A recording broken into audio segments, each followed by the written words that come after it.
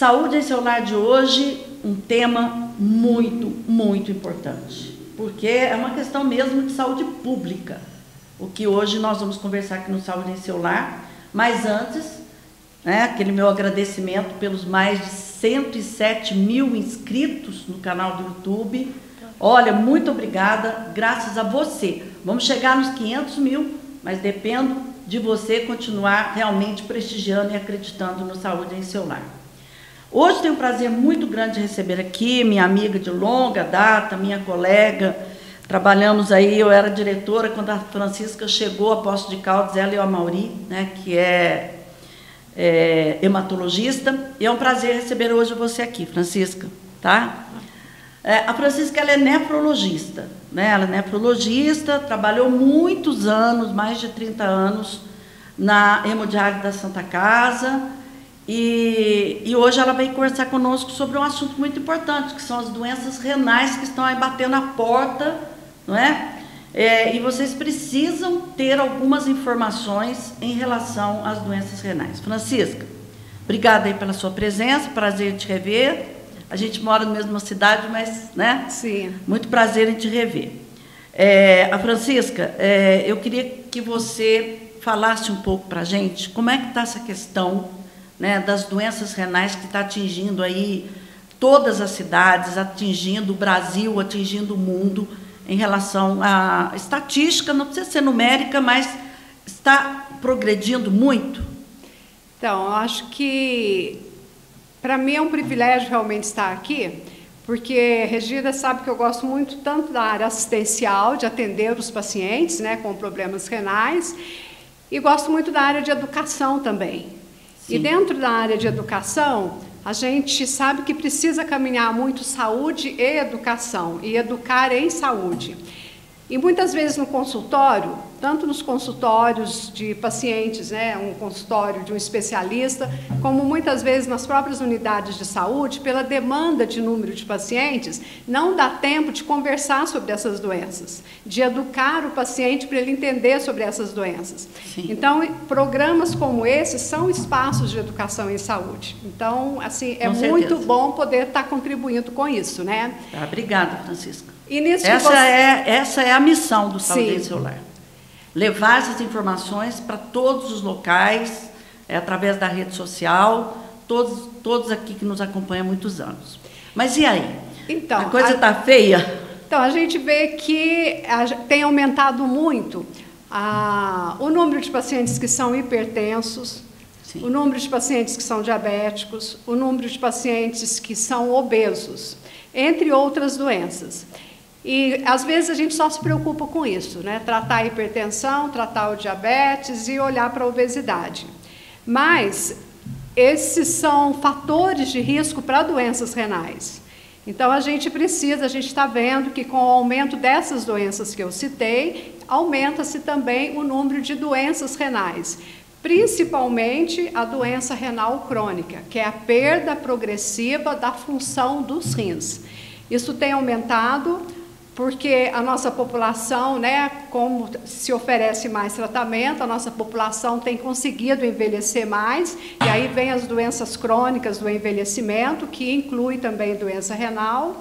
E a nossa população, infelizmente, né, por mais que a gente tenha programas de combate à hipertensão, de tratamento de hipertensão, o número de pessoas que atinge a meta de hipertensão, de um bom controle da hipertensão, ainda é um número muito baixo.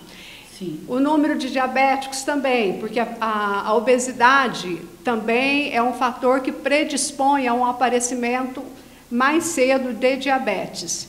E a obesidade, infelizmente, né, a gente vê, talvez você possa colocar um pouco da sua experiência também, a gente vê que em adultos a obesidade tem aumentado com os anos e em crianças também, e são fatores de risco para doenças renais. Olha, Francisca, na minha área eu tenho ficado bastante preocupada com as crianças que chegam até mim, crianças com sobrepeso, crianças obesas, crianças já hipertensas, crianças com dislipidemias, né, que são as alterações de colesterol, triglicérides, e até mesmo diabetes tipo 2. A última estatística que saiu 33,3% das crianças brasileiras, entre 9 a 12 anos, já entrando um pouquinho na adolescência, pré-adolescente, já estão ou com sobrepeso ou obesos. Então, onde que nós vamos parar? Como é que vai ser a questão de saúde pública daqui a uns anos, se não trabalharmos a educação? Ô, Francisca, às vezes as pessoas falam assim, mas, doutor, o que tem a ver obesidade, pressão alta com o meu rim, né? Sim. O que tem a ver? O que tem a ver o diabetes, né, com o meu rim? As pessoas desconhecem por que o rim é um órgão extremamente sofrível nessas patologias. Então, todo ano, a Sociedade Brasileira de Nefrologia, ela dedica um dia para comemorar, né, para celebrar a educação através do Dia Mundial do Rim. E nesse ano, o tema da campanha foi educando mesmo, né, educando a população no contexto de doenças renais, olhando para a importância do controle de diabetes, de hipertensão e de obesidade. Porque, além dessa incidência alta na população, essas 3 doenças, elas provocam uma sobrecarga ao rim. É difícil a gente explicar, mas existe uma sobrecarga nos glomérulos, nos néfrons, nas unidades de filtração do rim, causada por essas doenças, e com essa sobrecarga, essas unidades do rim, cada vez mais sobrecarregadas, vão sofrendo um processo de esclerose, um processo de lesão. Isso caminhando, então, para a doença. E essas lesões são, vamos dizer assim, à medida que vão sendo lesionados, são irreversíveis? Por isso, ou você consegue, com algum tratamento, controle, enfim, reverter isso? Então, logo no início, se procura atingir a meta de hipertensão, que seria abaixo de 14/9, ideal ainda se a gente conseguir uma meta abaixo de 13/8. Se a gente atingir essa meta, se atingir um bom controle do açúcar, se conseguir reduzir a obesidade, então já se provou que uma lesão inicial do rim, que é caracterizada por perda de proteína na urina, tem como reverter esse processo. E aqueles casos que estão mais avançados, a gente consegue esticar mais o tempo que esse paciente vai perdendo a função renal. Então, a gente consegue controlar, né? A gente pode fazer um controle.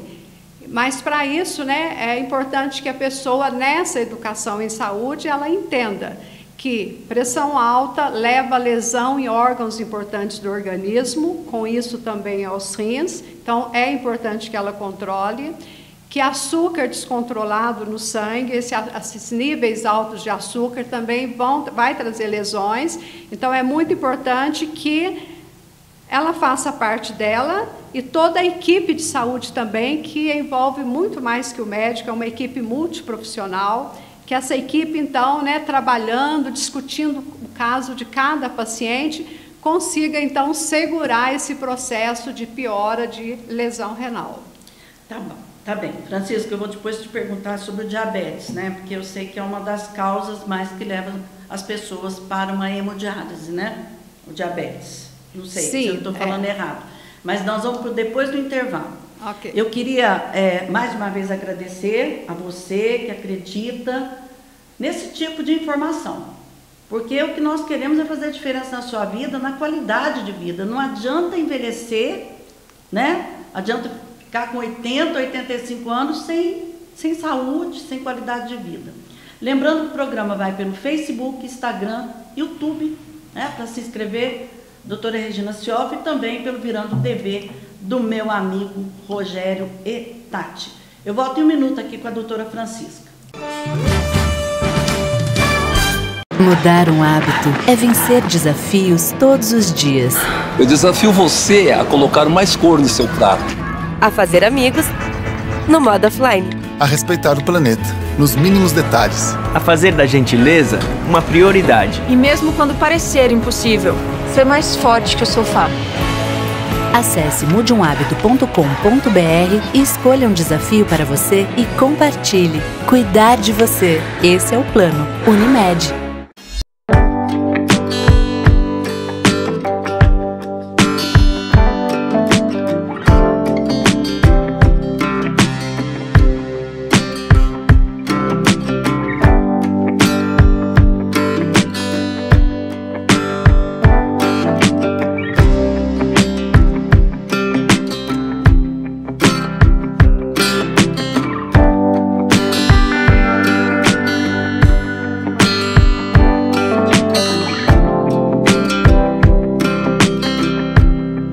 Fundada em 1904, a Santa Casa de Poços de Caldas está, desde 1964, em seu atual prédio e passa atualmente por um processo de profunda transformação, com modernização em todas as suas áreas de atendimento.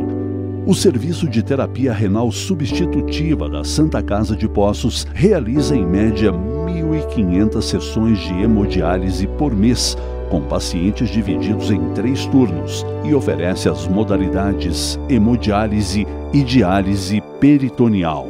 O Laboratório de Análises Clínicas da Santa Casa conta com atendimento 24 horas. Realiza análise em todos os segmentos de análises clínicas com rapidez e qualidade. Santa Casa de Poços de Caldas. Vai ficar tudo bem.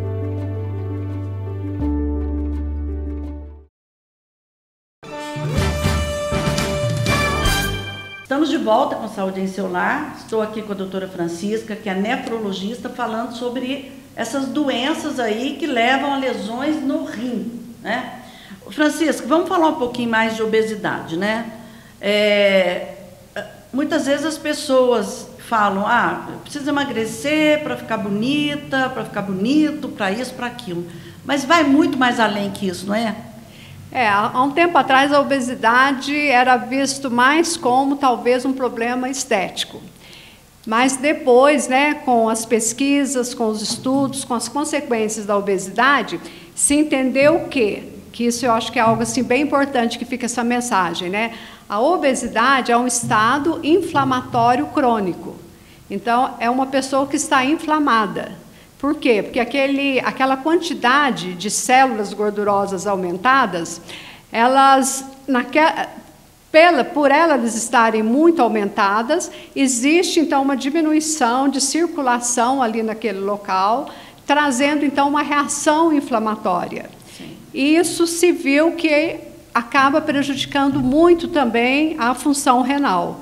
Então dá uma sobrecarga para o rim. E hoje já se sabe que o rim já desenvolve uma doença específica, uma doença glomerular por conta de obesidade. Específica. Não precisando, vamos supor, ser hipertenso ou diabético. Só por ser obeso. Só o fator de risco sozinho, obesidade, sim, já pode desenvolver uma doença renal. Então, por isso, é muito importante que a gente tenha esse entendimento, né? Sim. Que mais do que estética, é tratar esse quadro inflamatório, batalhando realmente para, junto com uma equipe multiprofissional, diminuir o peso. E com isso, além da gente estar prevenindo o problema renal, a gente sabe que a gente está diminuindo também a incidência de hipertensão, porque a obesidade leva à hipertensão. A obesidade leva à resistência à ação da insulina, com isso também a obesidade levando ao aparecimento mais precoce do diabetes tipo 2, que é o diabetes de adulto. E a gente está vendo as crianças também, que estão ficando obesas, já manifestarem esse diabetes do adulto já na sua adolescência. Verdade, exatamente. E isso é muito ruim, porque essas crianças já começam a ter lesões, não só glomerulares, mas lesões em várias artérias. Sim. Então, imagina quando chega na vida adulta, já estão bem comprometidas essas artérias, né? Sim. Quando você fala em equipe multidisciplinar, só para a pessoa, o que será que é equipe multidisciplinar, multiprofissional? A gente até fala muito nisso aqui no Saúde. Quem são os profissionais envolvidos, Francisca, nessa abordagem, nesse acolhimento a esse paciente?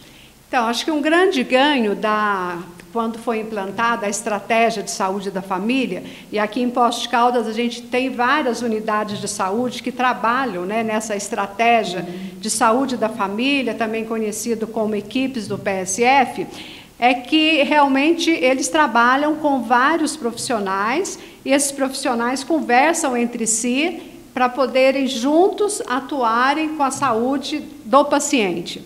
Então, a gente tem uma equipe multiprofissional. É muito importante a presença do enfermeiro, que faz essa consulta de enfermagem, que faz o acolhimento, que tem assim, um papel muito importante nessa equipe, o enfermeiro, o técnico de enfermagem, o agente comunitário de saúde, Esse vai dentro das casas, né, Francisca? Vai dentro das casas e vai identificando, né, muitas pessoas que não têm sintomas e, no entanto, né, são hipertensos, são diabéticos, e consegue, né, convencer esse paciente da necessidade dele frequentar ali a equipe. Então, a gente tem também aí nessa equipe o médico, a gente tem o profissional farmacêutico, extremamente importante nessa equipe, o nutricionista, como a gente precisa do nutricionista na orientação desses pacientes e também para nos orientar, né? Sim, a gente sim. não tem como estudar tudo. Não tem. Então, a gente aprende muito e a gente cresce junto com esses profissionais. O psicólogo, muitas vezes, né, essa hipertensão, esse diabetes, essa obesidade, ela é agravada também por problemas psicossociais. Transtorno de ansiedade, né? Sim. E o assistente social também, que a gente não pode esquecer, porque muitas vezes, né, nós ou o nutricionista orienta uma dieta para o paciente, mas ele tem condição, né, qual que é a cesta que ele recebe, ele tem acesso a verduras, legumes, frutas e aqueles medicamentos, né, aquilo que foge muitas vezes daquela cesta, né, de medicamentos propostos pelo SUS, como é que ele vai conseguir isso? Então, o assistente social caminhar junto é muito importante. Então, eu creio que se algum profissional, eu deixei de mencionar... E em determinados casos até tem o educador físico. O educador físico, né? Então eu sabia que eu tinha esquecido de alguém. O educador físico. O educador físico é muito importante também, porque cada vez mais a gente precisa valorizar a atividade física no contexto dessas doenças. A gente sabe que a atividade física, ela melhora a resposta de medicamentos, melhora a resposta ao estresse, ela melhora a ação da insulina. E eu achei bem interessante que eu estava ouvindo uma mesa de alguns especialistas e a gente tinha o conceito que para melhorar o organismo e a resposta do paciente, né, para ele ter uma qualidade melhor, uma resposta melhor com a sua saúde, seria aquilo que a gente fala, olha, caminha 3 a 5 vezes por semana. Mas não é mais só a caminhada, a gente precisa fazer exercícios resistivos, exercícios tipo musculação, pilates, que trazem tonificação. Certo. Já se viu que isso realmente trocar faz um diferencial. Gorda, né, que a gente chama, pela gordura magra. Sim, sim. Não é isso? É. Legal. Francisca, nós vamos para mais um intervalinho, depois eu só queria fazer uma observação em relação à hipertensão e diabetes. Não vou nem falar nada, nós vamos para um intervalo muito rápido, o programa está quase no final e ainda tem algumas coisas para conversar aqui com a doutora Francisca. Volto já já. Quando você se prepara para viajar, 2 coisas são muito importantes: sua documentação em ordem e a sua mala bem organizada. Da mesma forma, a Circular e Turismo está preparada para você viajar com muita segurança e conforto. Frota composta por ônibus, vans e carros executivos com manutenção preventiva permanente. Motoristas profissionais e qualificados. Toda a documentação necessária em todos os níveis, municipal, estadual e federal, para você viajar com muito mais segurança. Romarias, excursões, pacotes de viagem e transporte executivo. Estamos combinados? Você se prepara para viajar e a Circular e Turismo prepara tudo para a sua viagem ser tranquila, confortável e segura. Circular e Turismo. Ligue 3712-5083. O Hospital Santa Lúcia, Hospital do Coração de Poços de Caldas, é um hospital completo para a sua segurança. Suas modernas instalações permitem o socorro dos pacientes com urgência cardiovascular. Com atendimento imediato e altíssimo nível profissional, garantimos a saúde do seu coração. A UTI do Hospital Santa Lúcia, Hospital do Coração, é uma das maiores do estado de Minas Gerais. Hospital Santa Lúcia, Hospital do Coração, sua segurança. Estamos aqui de volta com Saúde em Seu Lar. Estou aqui com a doutora Francisca, essa grande nefrologista, minha colega, minha amiga. Francisca, eu li sobre isso, né? Mas você que tem expertise até para responder. 50%, em torno disso, né? 50% das pessoas não sabem que são hipertensas e não sabem que são diabéticas. Realmente é isso? Então, infelizmente é isso. Porque são duas doenças, hipertensão e diabetes, que elas têm uma fase em que elas são assintomáticas. Então, os pacientes hipertensos e diabéticos estão já há algum tempo, às vezes até há anos, hipertensos, não têm sintomas, e nessa fase em que eles não têm sintomas e não foi diagnosticado, já começa a desenvolver o que a gente chama de lesão em órgãos-alvos. Então, tem órgãos no organismo que vão ser lesados. Por isso, assim, é extremamente importante, né, que haja políticas públicas de rastreamento de hipertensos e diabéticos. Sim. Busca ativa, né? Busca vamos ativa. pegar na população. Então, vamos desenvolver políticas e programas onde se vai fazer exames de ponta de dedo, que a gente chama de glicemia capilar ou destro, onde as pessoas, né, que não sabem que são diabéticas e que a partir de uma determinada idade, ou então se elas já estão obesas, elas vão participar dessas campanhas e vão ali fazer o exame da ponta de dedo. E muitas vezes a gente se surpreende, né, com pessoas que estão aí com açúcar. O normal é abaixo de 100 em jejum e durante o dia, em qualquer momento, né, precisa estar... O ideal esteja durante o dia abaixo de 160, e a gente vê pessoas que já estão aí no momento do dia com glicemia acima de 200, 300, às vezes até 400. Sem saber, né? Sem saber. E aí os órgãos são lesados e vai lesando, quando faz o diagnóstico, fecha, já muita coisa não tem como se fazer mais nada, né? E a importância de tratar... Porque às vezes a pessoa fala, se eu não estou sentindo nada, para que eu vou tratar? Eu começo a tomar remédio, aí eu fico pior, eu começo a sentir coisas que eu não sentia. Então, para a gente responder essa pergunta, se eu não estou sentindo nada, por que eu vou tratar? Precisa tratar por quê? Porque são doenças que trazem um risco cardiovascular muito alto, são doenças que trazem lesão em órgãos que são alvos. Cérebro, com maior índice, então, de acidente vascular cerebral, que é conhecido como derrame, maior incidência também de problemas cardíacos, como infarto, né? Infarto, angina, insuficiência cardíaca, problema de circulação, problema arterial periférico. Lembrou bem, quantas amputações acontecem, né? Diabetes é uma das grandes causas de amputação não relacionada ao traumatismo, né? Certo. E também as doenças renais. Então, por que tratar? Porque são doenças que trazem um risco cardiovascular muito alto. Francisca, você que tem uma experiência grande com hemodiálise, aumenta muito a necessidade das pessoas fazerem a hemodiálise, né? Realmente uma insuficiência renal fica crônica, os rins param de funcionar e tem que ir para essa terapêutica que é a hemodiálise, né? E depois o que sobra para essa pessoa se livrar da máquina é o transplante, né? Sim. Como é que está a questão do transplante no país, do transplante renal? Bom, tá indo bem ou não? Como é que está? Então, o que você colocou nessa sequência, né? Que essas doenças que a gente mencionou, se não tratadas adequadamente, né? Elas podem evoluir, então, com perda da função dos rins. Os rins tendo um funcionamento muito baixo, o organismo vai sentir muito isso, a pessoa vai ter uma série de sintomas, então, de alguma forma, precisa ser substituída a função dos rins, que é através da hemodiálise. E como também foi colocado aqui, as duas principais causas no Brasil de pacientes que estão fazendo hemodiálise é hipertensão e diabetes.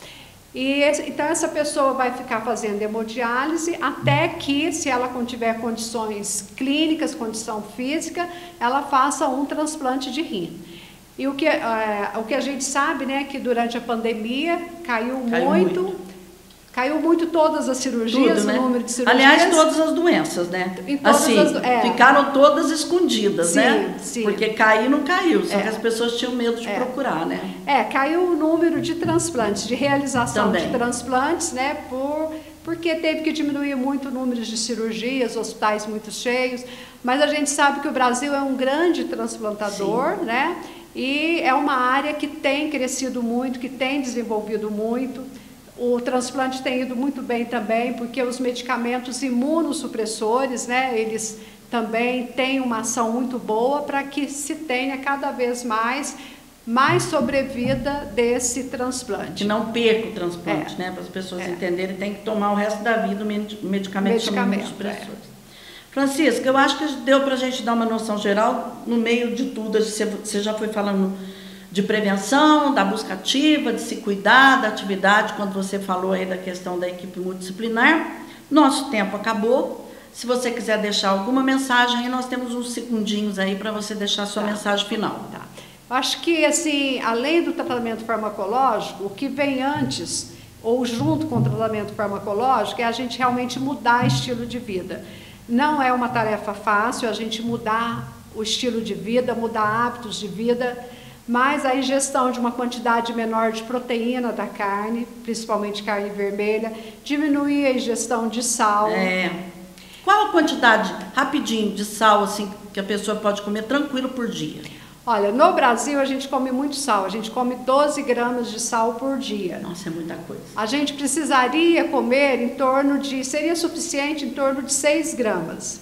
6 gramas de sal, na verdade a gente poderia comer 4 gramas de sal, que seria aqueles 4 pacotinhos de 1 grama, e os outros 2 gramas, ele já está presente naturalmente nos alimentos. Nos outros, exato. Então a gente precisa cortar pela metade o nosso sal diário. E se a gente come muito sal também, os antihipertensivos têm dificuldade de agir, o diurético tem dificuldade de agir. Então, mudar estilo de vida. Diminuir açúcar, diminuir farinha branca, combater a obesidade, abandonar o tabagismo. Tabagismo dá muito mais do que problema no pulmão, é fator de risco para doença cardiovascular, para doença renal, etc. Câncer até de bexiga, né, gente? Sabia, né? Claro que você sabe, câncer de bexiga é causado mais por tabagismo. Fazer atividade física, isso é extremamente importante, fazer atividade física. Água. Tomar água, né? Tomar no mínimo aí uns 1.500 a 2.000 ml de líquido, manter hidratado. Lembrar de hidratar os nossos idosos. Muitas vezes eles chegam no pronto-socorro, urinando pouco, alterou a função renal, estão desidratados. Hidrata, melhora a função renal. Hidrata, melhora a confusão mental. Melhora a confusão mental. Melhora a confusão mental, melhora a função renal. Exato. Mudar estilo de vida. É difícil? É um desafio que a gente precisa ter vitória nisso. E cuidar das nossas crianças, né? Diminuir aí é celular, é tablet, é televisão, gente, a tecnologia é muito boa, mas a Sociedade Brasileira de Pediatria fala em 2 horas no máximo por dia, né, de usar essa tecnologia, os aparelhos. Então vamos aí cuidar das crianças para ter um futuro melhor, né? Nós temos adultos mais saudáveis. Francisca, muito obrigada, foi muito esclarecedor o programa, eu que agradeço aí. Peço que venha mais vezes aqui falar conosco, de uma maneira geral, não só de rim, né? Que eu sei que você tem uma formação bem ampla, tá bom? Obrigada. A você quero agradecer o carinho e pedir, olha, continue acompanhando Saúde em Seu Lar, continue se inscrevendo. Juntos nós vamos chegar a 500 mil inscritos, eu tenho certeza, mas somente juntos. Até a próxima semana, claro, se assim ele lá em cima permitir. Até lá.